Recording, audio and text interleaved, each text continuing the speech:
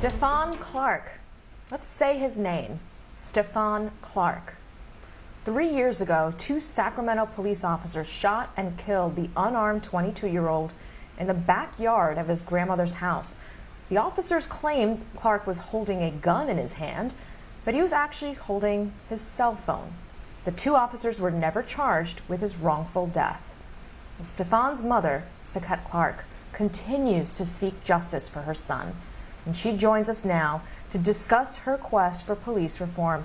Ms. Clark, from one mother to another, thank you for joining us today on what would have been your son Stephon's 26th birthday. Yes, thank you for having me. I appreciate any and all media who continues to keep my son's name alive and address the real police reform issues that we have going on in our country. It's my pleasure being here. You've turned the pain from that incident into a deep purpose. You launched an organization in your son's honor. Tell us what your organization has done to push for police reform and social justice. Number one, the Am Sac Foundation, I Am Stephon Alonzo Clark Foundation, has first mobilized to get justice for Stephon Clark, as well as other families affected by police brutality and excessive force violence. We have the Stephon Clark Law, the California Act to Save Lives, AB 392, passed last year in California. What it does is it holds police accountable for using excessive force. And underneath the Stephon Clark Law, right now, 3 officers in California are being charged with second-degree murder and manslaughter. And so we are excited that through Stephon, justice will be obtained for the other families.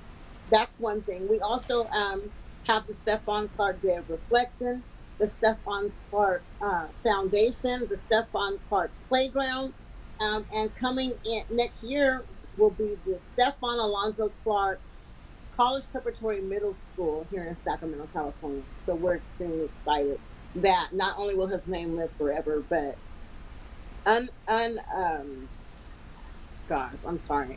at-risk communities will be changed and transformed to better communities in Stephon's name.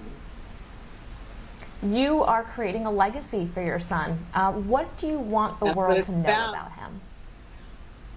I want the world to know that Stephon was full of life. He was his mommy's baby. He was a mama's boy.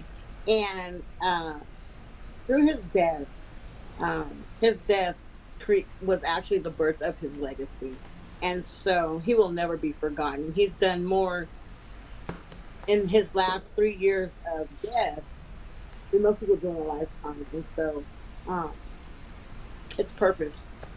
It's divine. And I just want people to remember him, to always remember Stephon Alonzo Clark. He existed. I have to say that the photo that we just saw of your son, you both have the same smile. And this one hits home in a slightly different. You do, and it's good to see you still smiling. My son has a grandmother in Sacramento also, and so this is this is a club that you don't ever want to imagine yourself in as a mother, but you're there, and you gave support to the family of George Floyd and others who've who've had their children killed by police. So what do you want the people who are supposed to serve you, what do you want them to do to make sure this doesn't happen to anyone else? I want them to go through empathy training. I want them to have to be informed and educated on the communities that they are employed to protect and serve. It is so important that you know the people that you are protecting and serving are humans. They think, breathe, eat, and dream the same way that other people do, of other colors, of other demographics, of other religions. We're people, and we matter. And also, I would like to say a shout out to all of the mothers who have experienced the loss of a child, and especially experienced the loss of a child being stolen from you by the police. choose to live today. I choose to live today. We are yayos. We are mothers who have experienced the loss of a child. And as soon as we begin to learn, grow, and heal, so will our families, our communities, our cities, and our state and nation as well. So that's our purpose now, is to be the example. So much of what you're talking about right now really goes to recognizing the humanity in each other, and I think it's so powerful that in this moment you're still recognizing the humanity in police officers and what they can be for our community if they have empathy training. You've become a voice for so many mothers who've experienced tragedy, not just at the hands of police, but gun violence writ large. You talked about what you want to hear from and what you want police to do, but what do you want to see happen to stop gun violence? Well, I'm Sac Foundation. We totally believe that before we can hold the police accountable for killing us, that we have to hold one another accountable. The black on black crime and killings has to stop in our communities. We have to stop killing one another. We have to turn our hoods back into neighborhoods. We have to become neighbors again. We have to check on and care about those who live in the same communities as us.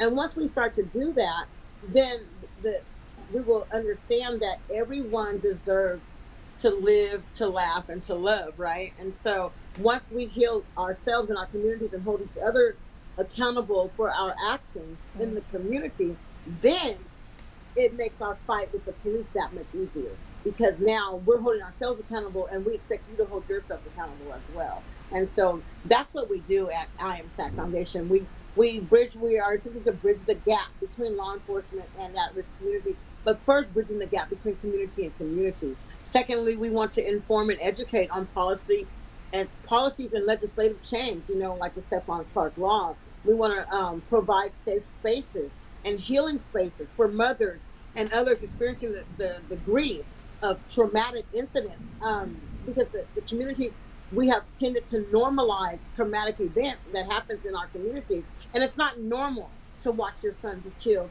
whether by police or whether by community violence. It's just not normal. And so that's what we do. We commemorate the life and legacy of Stephon Clark in a positive light. We also receive recommendations from the community to prevent what happened to Stephon, to prevent what happened to George Floyd, to prevent what happened to Dante Wright from ever happening again. And last but not least, we spread the gospel of love. Everybody must love everybody in order for us to heal. What you said about trauma not being normal, but how we normalize it throughout the country, but particularly in Black communities, that's deeply powerful, and that needs to be healed. And also, everybody else can't always be relying on strong Black women to take care of it for them. So I want to tell you right now, I am with you in this, and this is something that at least us together as women can help solve going forward. Thank you so much for joining us and for sharing your story and Stephon's memory with us today. Thank you for having me. I'd also like to encourage everyone watching to show your support. Go on to our website, www.iamsacfoundation.com. That's IAMSAC Foundation.com. Thanks for having me.